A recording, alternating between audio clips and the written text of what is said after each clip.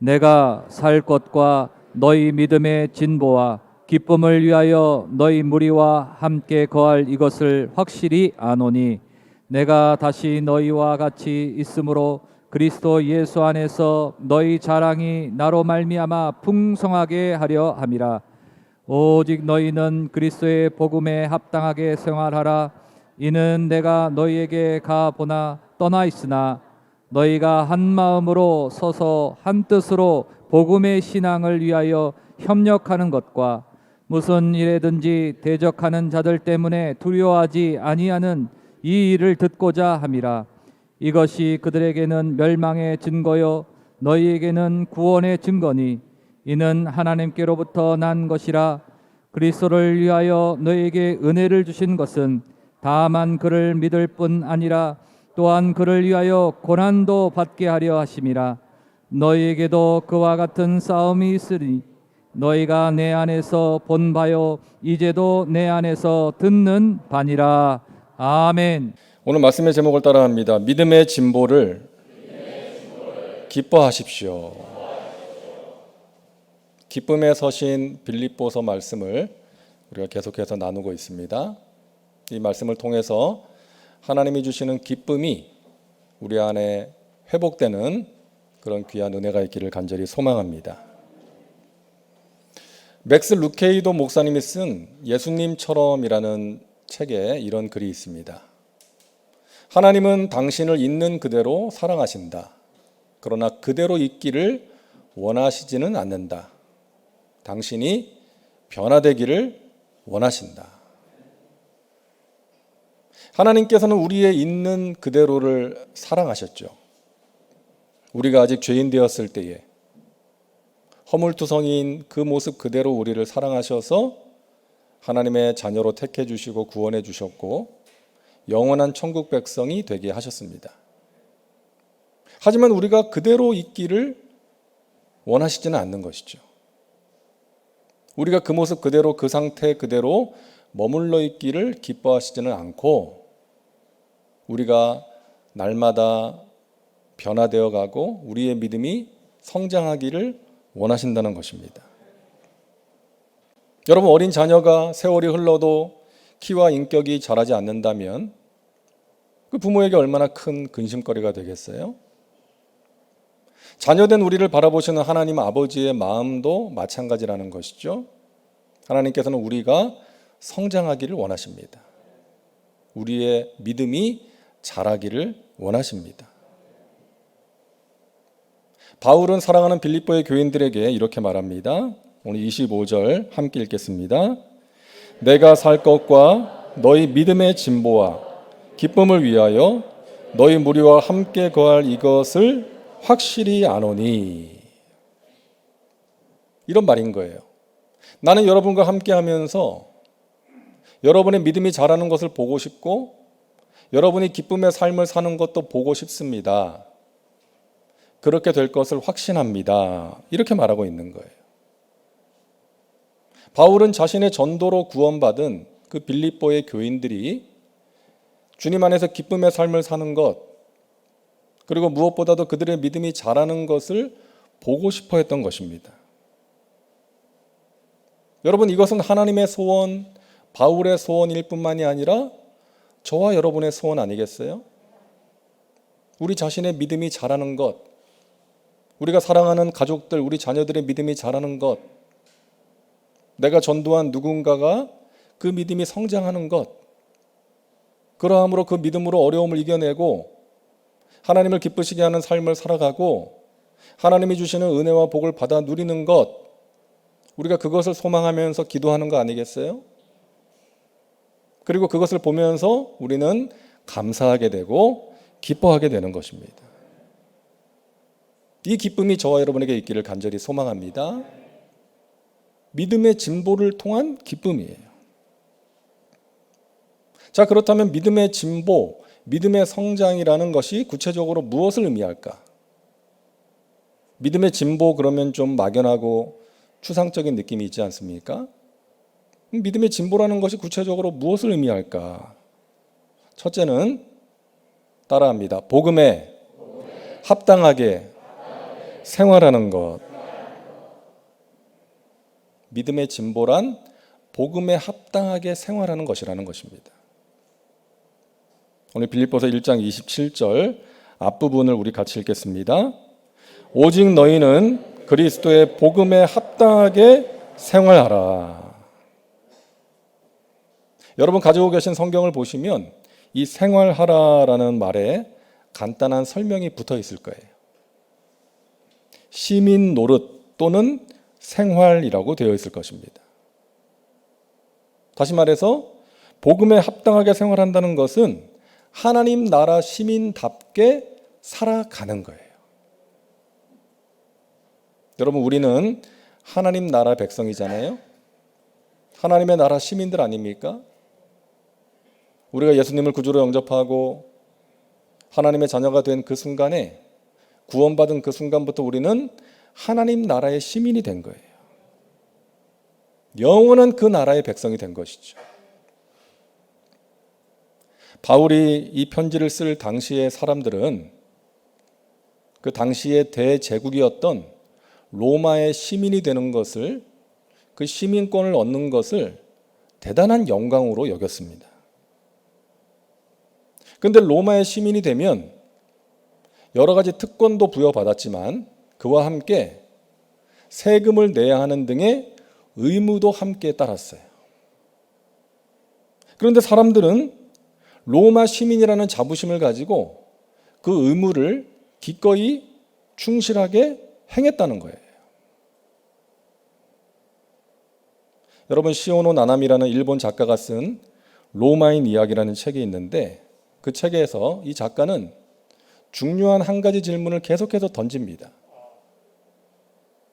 로마가 강성할 수 있었던 것은 무엇 때문이었는가? 그 힘이 어디에 있었는가? 지적으로는 그리스 사람들보다 못하고 체력적으로는 켈트족이나 게르만 민족보다 못하고 경제적으로는 카르타고 사람들보다 못했던 그들이 당시의 지중해의 패권을 장악하고 세계를 제패할 수 있었던 그 힘과 비결이 무엇이었는가? 책 전체를 통해서 그 질문을 계속해서 던지는데요. 저자가 내리는 결론은 이거예요. 로마인들은 법과 제도를 중요하게 여기고 그것을 충실하게 이행했다는 것입니다. 법과 제도, 원칙을 지킨 그들의 삶이 로마 제국 번영의 열쇠였다. 이렇게 분석을 하더라고요. 저는 그 글을 읽으면서 생각했습니다. 로마 시민들이 법과 제도, 자신들이 지켜야 될 그 의무를 충실하게 이행함으로써 로마가 강성해지고 번영할 수 있었던 것처럼 하나님 나라의 시민들인 우리가 하나님의 말씀, 하나님이 우리에게 주시는 그 법과 원칙을 충실하게 지킬 때에 하나님의 나라가 강성해질 수 있다는 것입니다. 여러분, 오늘날 많은 사람들이 하나님의 말씀을 별로 중요하게 여기지 않아요. 자기 생각, 자기 판단과 경험, 또 자기가 살아오는 그 삶의 방식을 더 중요하게 여깁니다. 세상의 성공과 출세를 더 중요하게 생각하는 거예요. 그래서 말씀대로 살지 않습니다. 말씀대로 살려는 노력 자체를 포기한 사람들도 많이 있어요. 요즘 세상이 어떻게 그렇게 살아? 뭐 다른 사람들 다 그러는데 뭐 나만 유별나게 그래. 그러다 보니까 하나님 나라의 가치관을 따라 사는 것이 아니라 세상의 가치관을 따라 살아가는 거예요. 그러다 보니까 하나님의 나라가 강성해지지 못하고 오히려 세상의 조롱을 받고 있는 것입니다. 사랑하는 여러분, 우리는 세상 나라에 살고 있지만 하나님 나라의 백성답게 살아가야 되는 그런 사람들인 줄로 믿습니다. 우리는 그 사실을 항상 기억해야 돼요. 로마인들이 그 로마의 법과 제도, 원칙을 중요하게 여기고 충실하게 행함으로 그 로마라는 나라가 세계적인 강대국이 될 수 있었던 것처럼 하나님 나라의 백성인 우리가 하나님 나라의 백성답게 하나님의 말씀을 소중하게 여기고 하나님 나라의 가치관을 가지고 살아갈 때에 영향력 있는 삶을 살아갈 수가 있고 우리를 통해 하나님이 영광을 받으시고 우리가 하나님이 주시는 승리의 삶, 복된 삶을 살아갈 수가 있음을 여러분 기억하시기를 바랍니다. 어느 목사님의 이야기를 제가 인상 깊게 들은 적이 있는데요. 이 목사님이 사역하시는 교회에 중소기업을 운영하시는 사장님이 출석을 하게 됐어요. 근데 이분의 믿음이 아주 아름답게 자라는 거예요. 신앙생활을 착실하게 하시고 하나님 보시기에 기뻐하실 만한 그런 모습으로 살아가시는 거예요. 그래서 집사 직분도 받게 됐습니다. 근데 그 직분을 받고 나서 얼마 되지 않아서 경기가 너무 어려워져 가지고 이 집사님이 회사를 정리하게 된 거예요. 목사님이 걱정이 되잖아요. 아름답게 자라던 믿음인데 혹시나 하는 걱정으로 이제 신방을 가게 됐어요. 근데 집사님이 목사님이 왜 신방을 왔는지 알잖아요. 목사님한테 그랬다는 거예요. 목사님, 제가 힘든 일을 당했지만 하나님 살아계시고 하나님이 나를 사랑하시니까 다시금 일으켜 세워주실 것을 믿습니다. 목사님 걱정하지 않으셔도 돼요. 기도해 주셔서 감사합니다. 목사님이 위로하러 갔다가 도리어 위로를 받고 왔대요. 근데 그 다음 주일에 이 집사님 회사에서 일하던 직원 2사람이 교회를 나오더래요. 그 목사님이 그분들을 만나서 이제 어떻게 교회에 나오게 됐는지를 이제 이야기를 하는데 그분들이 그러더라는 거예요.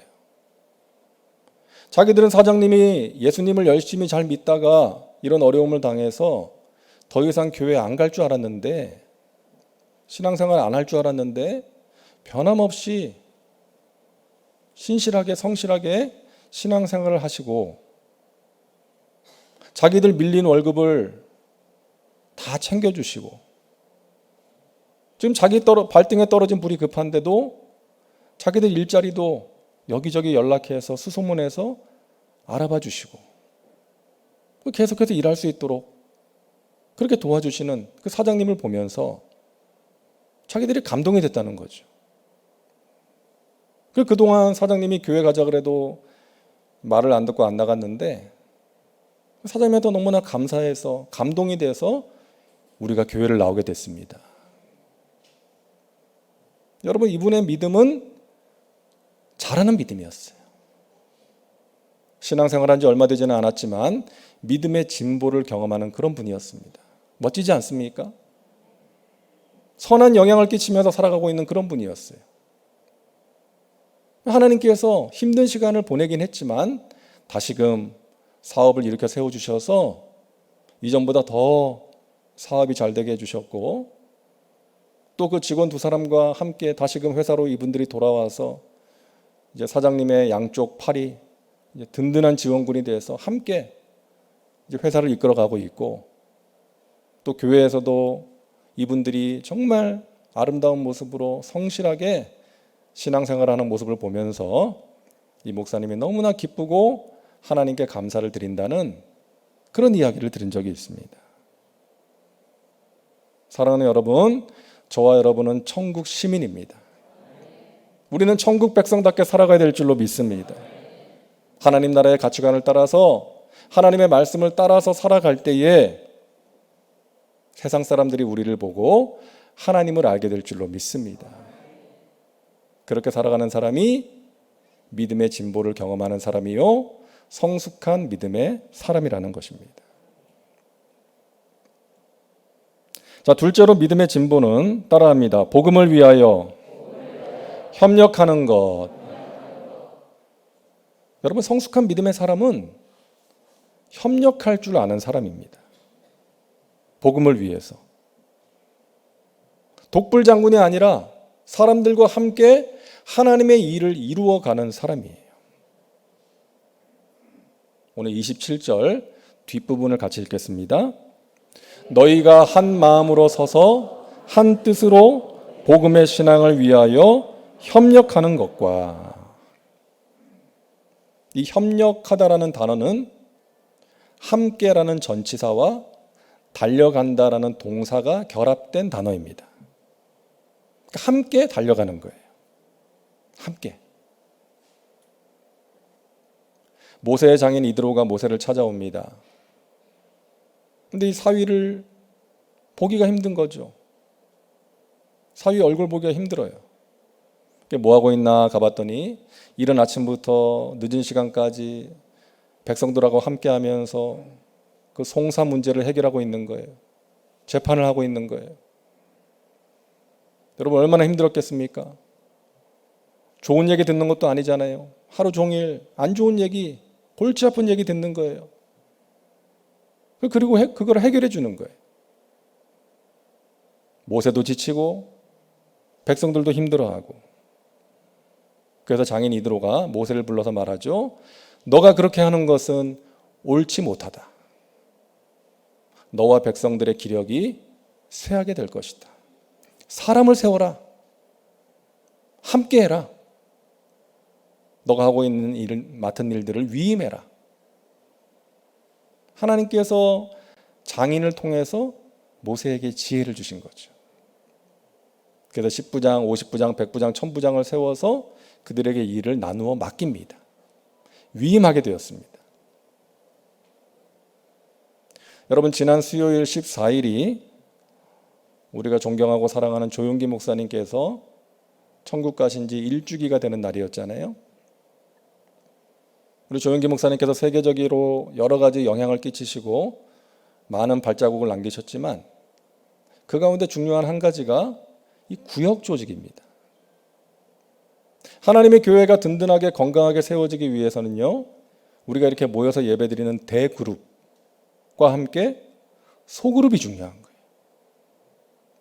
우리의 몸이 건강하기 위해서는 세포가 건강해야 되잖아요. 세포가 활발하게 그 기능을 다할 때에 몸이 건강할 수가 있는 것처럼 주님의 몸된 교회가 건강하기 위해서는 이 대그룹, 이 예배 가운데 은혜가 있어야 되고 성령의 능력을 경험해야 되고요. 그와 함께 소그룹이 중요한 거예요.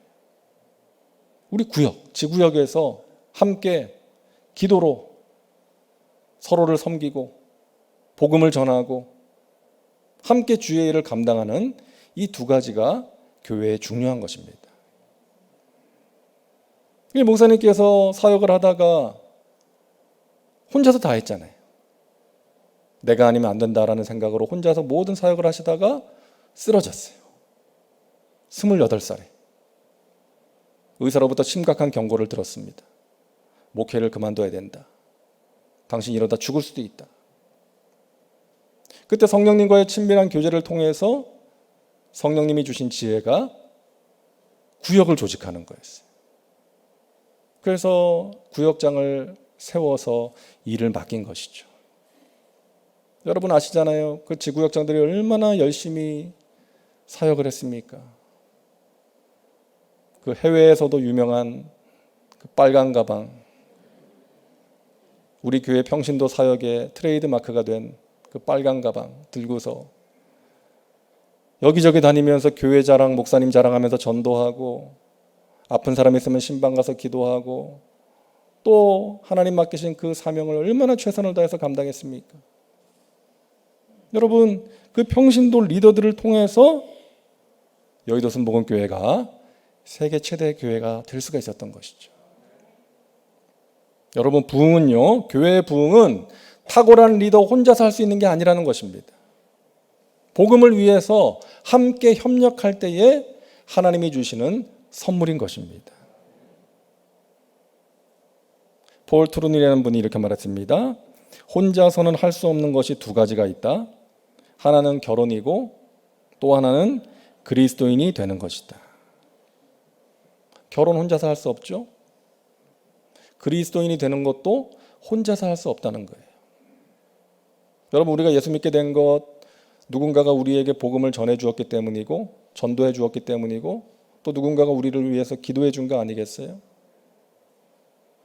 그리고 우리가 그리스도인이 된다는 것은 하나님께서 세우신 공동체의 일원이 되는 것입니다.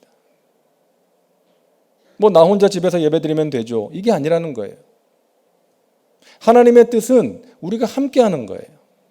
모이기에 힘쓰는 거예요. 함께하면서 서로를 격려하고 서로에게 힘과 위로가 되어주는 거예요. 함께하면서 서로에게 배우는 거예요. 서로를 세워주기를 원하시는 것입니다. 물론 우리가 함께하면서 받는 상처와 아픔도 있지만 그러한 것들을 통해서 우리가 믿음의 진보를 경험하기를 원하시는 것입니다. 여러분, 올해 카타르에서 월드컵이 열리는데요. 중동 국가에서 열리는 최초의 월드컵입니다. 근데 월드컵은 보통 6월 달에 열리는데 카타르가 너무 더워가지고 이제 올해는 11월 달에 열립니다.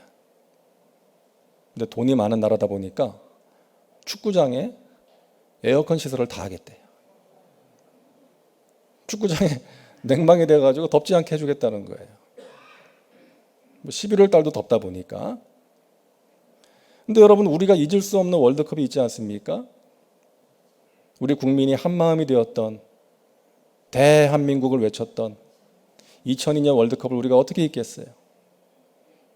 우리나라에서 열리는 월드컵, 또 우리나라가 그 전까지는요, 월드컵에서 한 번도 이겨본 적이 없는 나라였어요. 무승부는 했었는데 1승이 없었던 나라였는데 4강까지 간 거니까. 뭐 오죽했으면 뭐 기적이나 신화라는 표현을 썼겠습니까? 우리가 그 월드컵을 잊을 수 없죠. 정말 3.1운동 이후로 우리 국민들이 이렇게 한마음이 되었던 적이 있었나, 그런 생각이 들더라고요. 근데 여러분, 2002년 월드컵에서 잊을 수 없는 또 한 가지 사건이 있었어요. 뭔가 하면 그 전 대회 1998년 월드컵 우승팀인 프랑스가요, 1승도 하지 못하고 조별 예선 탈락했습니다. 여러분, 그 당시에 프랑스는요, 세계 최강팀이었어요. 유명한 스타들이 많이 있었던 팀이었습니다. 뭐 지단이나 뭐 앙리나 이런 선수들이 있었는데 1승도 하지 못하고 짐을 싸고 떠난 거예요. 여러분, 축구라는 경기는 팀 플레이가 중요하기 때문에 협력 플레이, 그게 안 돼가지고 망신을 당한 것입니다. 여러분 잘 아시는 박지성 선수가 왜 그 유명한 맨체스터라는 팀에서, 유나이티드라는 팀에서 오랫동안 선수 생활을 했겠어요? 다른 사람을 위해서 협력하는 플레이를 잘했기 때문에. 누구보다 많이 뛰면서 기회를 만들어주고요, 또 희생할 줄 아는 선수였다. 감독이나 주변 선수들이 같은 말로 평가하지 않습니까? 그래서 그 선수를 높이 평가하는 거예요. 사랑하는 여러분, 교회는요, 스타가 필요한 것이 아닙니다. 하나님을 사랑하는 마음으로 하나님께서 나에게 맡기신 그 자리에서 묵묵하게 나보다 남을 낮게 여기면서 최선을 다하는 사람들을 통해서 든든하게 세워지고 부흥의 열매가 맺히는 곳이 교회라는 거예요. 그런 사람들이 필요한 곳입니다. 여러분, 우리 교회가 그런 교회 되기를 간절히 소망합니다. 그런 사람이 믿음의 진보를 경험하는 사람이요, 하나님께서 우리에게 간절히 기대하시는 모습이라는 것입니다. 함께 복음을 위하여 협력하는 것입니다. 여러분, 기러기가 떼를 지어서 날아갈 때 그 V자로, C오자죠. C오자로 날아가는 거 아시잖아요? 근데 과학적인 근거가 있대요. 혼자서 날아갈 때보다 70% 이상 힘이 덜 든다는 거예요. 그리고 더 빨리 갈 수 있대요. 맨 앞에 날아가는 기러기는 아무래도 바람을 많이 맞다 보니까 금세 지치는 거죠. 그 자리에 다른 기러기가 이제 교대를 해주는 거예요. 교대로 맨 앞에 날아가는 거예요. 그러면 뒤에 가는 기러기 떼들이 이제 꽥꽥거리면서 격려를 해준다 그러네요. 힘내라, 수고가 많다, 네 덕분에 우리가 편하게 간다, 그러면서 격려해 준다는 거예요. 여러분, 믿음의 진보는요, 기러기 떼처럼 함께 하면서 서로를 격려하는 것입니다. 앞에서 이끄는 사람을 응원해 주는 거예요. 힘내라. 잘하고 있다. 응원해 주고 또 조언도 해 주고 우리가 만나는 어려움을 함께 격려하고 도와주고 이겨낼 수 있는 사람들이 성숙한 믿음의 사람인 줄로 믿으시기를 바랍니다. 저와 여러분이 그런 사람 되시기를 주님의 이름으로 축원합니다. 복음을 위하여 협력하는 것입니다. 함께 하나님의 일을 이루어 가는 것입니다. 자, 셋째로 따라합니다. 복음을 위한 고난을 두려워하지 않는 것. 이것이 믿음의 진보입니다. 자, 29절을 함께 읽습니다. 그리스도를 위하여 너희에게 은혜를 주신 것은 다만 그를 믿을 뿐 아니라 또한 그를 위하여 고난도 받게 하려 하심이라. 하나님이 우리에게 은혜를 주신 것은 하나님을 믿을 뿐 아니라 하나님을 위해서 희생하고 헌신하라는 거예요. 주님을 위한 고난을 기꺼이 감당할 수 있는 사람이 성숙한 믿음의 사람이라는 것입니다. 우리가 하나님 나라의 시민으로 이 땅을 살아갈 때 힘들 수 있습니다. 당연히 힘듭니다. 이 세상에 죄악된 문화와 가치관과 충돌이 생기기 때문이에요. 하지만 그것을 외면하거나 피하지 않고 당당하게 맞서는 사람, 이겨내는 사람이 믿음의 진보를 경험하는 사람이라는 거예요. 여러분, 우리가 주님을 따르고 주님의 일을 감당할 때 힘들 때가 있어요. 하지만 그것은 주님을 위한 고난이요, 주님의 몸된 교회를 위한 고난이요, 복음을 위한 고난이라는 것입니다. 가장 영광스러운 고난이라는 거예요. 그것을 기꺼이 감당하는 것입니다. 외면하지 않고. 그것이 믿음의 진보라는 거예요. 편한 것만 추구하는 것이 아니라 힘들어도 주님이 가라고 하시면 그 길을 가는 것입니다. 제가 예전에 여의도에서 청년 사역을 할 때 어느 청년이 저한테 전화를 했어요. 제가 잘 아는 청년인데, 목사님, 제가 교회를 옮기려고 합니다. 제가 깜짝 놀랐죠. 얘가 또 무슨 상처를 받았나? 근데 다행히 그게 아니었어요. 저희가 지난 여름에 그 국내에서 이제 복음을 전하는 사역에 참여를 했는데, 그 탈북자들 교회에 가서 이제 봉사를 했더라고요. 하나님께서 자꾸만 그 교회에 가서 이제 신앙생활을 하면서 봉사하라는 마음을 주신다고. 그런데 제가 어떻게 말리겠어요? 간절하게 축복기도 해줬습니다. 제 마음에 드는 생각은, 사실 인간적인 생각은 안 갔으면 좋겠다, 그냥 있었으면 좋겠다는 마음이 있었고, 또 이 자매가 나이가 좀 있는데 결혼을 안 했거든요. 기왕이면 좀 남자들 많이 있는 큰 교회에서 있는 게 결혼할 확률도 있으니까, 높아지니까 또 괜히 갔다가 탈북자하고 결혼하는 거 아닌가? 이런 인간적인 생각도 들었는데 그게 제 생각이었더라고요. 하나님께서 나중에 좋은 사람 만나서 또 결혼하게 해주셨어요. 여러분, 믿음의 진보, 큰 교회에서 신앙생활하는 게 편하죠.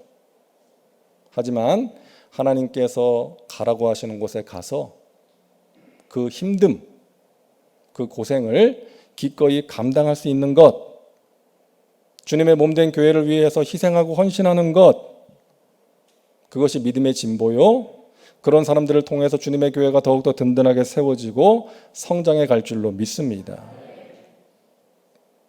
여러분, 힘들다고 외면하지 마시고 주님의 일에 기꺼이 동참하시기를 바랍니다. 주님을 위해 봉사하시기를 바랍니다. 여러분을 통해서 하나님께서 영광을 받으시고 먼저 주님의 나라와 의를 구하는 여러분의 삶에 필요한 모든 것들을 하나님께서 때를 따라 채워주실 줄로 믿습니다. 우리에게 두려움이 밀려올 때가 있죠. 힘든 길을 가는데 어떻게 두렵지 않을 수가 있겠어요? 고난 앞에서 두려워하지 않을 사람이 어디 있습니까? 하지만 성숙한 믿음의 사람은 그 두려움을 이겨내는 것입니다. 두려워하는 마음은 하나님이 주시는 마음이 아니라 그랬죠. 문제가 주는 마음, 마귀가 주는 마음입니다. 그래서 우리는 하나님 바라보며 믿음으로 두려움을 이겨내야 될 줄로 믿습니다. 하나님께서 말씀하시죠. 두려워하지 말라. 내가 너와 함께함이니라. 놀라지 말라. 나는 너의 하나님이 됨이니라. 내가 너를 굳세게 하리라. 참으로 너를 도와주리라. 참으로 나의 의로운 오른손으로 너를 붙들리라. 터키에 있을 때 어느 이란 사람 이야기를 선교사님 통해서 들은 적이 있습니다. 이 청년인데요. 이란 청년인데 터키에 돈 벌러 왔어요. 그러다가 선교사님을 만나서 예수님을 믿게 된 거예요. 믿음이 아름답게 성장했습니다. 교회의 리더가 됐습니다. 근데 자기가 자기 조국으로 돌아가서 자기 가족들과 친구들을 전도해야 되겠다는 거예요. 그 이란으로 돌아갔습니다. 그래서 가족들과 친구들에게 복음을 전하고 그들과 함께 예배를 드리다가 그만 경찰에게 발각이 됐어요. 이란이라는 나라는 종교의 자유가 보장되어 있지 않습니다. 그러다 발각이 돼서 감옥에 들어간 거예요. 모진 고초를 당하게 된 거예요. 근데 그 형제가 이 선교사님한테 누군가의 손을 통해서 짧은 편지 메모를 보낸 거예요. 선교사님이 저한테 보여주는데 제가 읽을 수가 없으니까 대신 읽어주는 거예요. 저를 위한 선교사님과 여러분의 기도에 감사드립니다. 저는 이곳에서 잘 지내고 있습니다. 제가 당하는 고난은 우리 예수님이나 바울 사도께서 당한 고난과는 비교할 수 없는 작은 것입니다. 제가 그 길에 함께 할 수 있어서 저는 기쁩니다. 저는 이곳에서 우리 주님이 주시는 평안을 누리고 있습니다. 제가 선교사님이 읽어주는 그 편지의 내용을 들으면서 너무 마음이 뭉클했습니다. 하나님이 주시는 평안이 이렇게 놀라운 것이구나. 하나님이 우리에게 주시는 너무나도 귀한 선물이구나. 그것을 알게 되었고, 내가 주님의 종으로 주님의 일을 한다고 하면서도 조금만 힘들어도 정말 힘들어했던 그 모습이 부끄러워지더라고요. 사랑하는 여러분, 저와 여러분의 믿음이 성장하는 믿음 되기를 간절히 바랍니다. 복음에 합당하게 천국 백성답게 살아가시고 무엇보다도 함께 복음을 위해서 협력하시고 또 하나님의 일을 위해서 당하는 고난, 힘듦을 외면하지 마시고 기꺼이 감당하셔서 하나님이 주시는 은혜와 신령한 복을 누리며 살아가시기를 주님의 이름으로 축원합니다. 어제보다 오늘보다 내일이 더 깊고 단단한 믿음 되시기를 주님의 이름으로 축원합니다. 기도하겠습니다. 좋으신 하나님 감사합니다. 우리에게 믿음 주셔서 하나님의 자녀로 살아가게 하시고 영원한 천국 백성 되게 하신 것 감사합니다. 우리의 믿음이 머물러 있거나 뒤로 물러가는 믿음 되지 말게 하시고 자라가는 믿음, 그 믿음의 진보를 경험하는 믿음 되게 하여 주시옵소서. 우리가 하나님 말씀에 합당하게 살아가게 하시고 주님의 일을 위하여서 협력하게 하시고 주님을 위하여 당하는 그 고난을 기꺼이 감당하는 성숙한 믿음의 사람들 되게 하여 주시옵소서. 우리의 마음에 찾아오는 두려움을 이겨낼 수 있도록 하나님 세상에 줄 수 없는 평안으로 우리의 마음을 지켜 주옵소서. 예수님의 이름으로 기도하옵나이다. 아멘.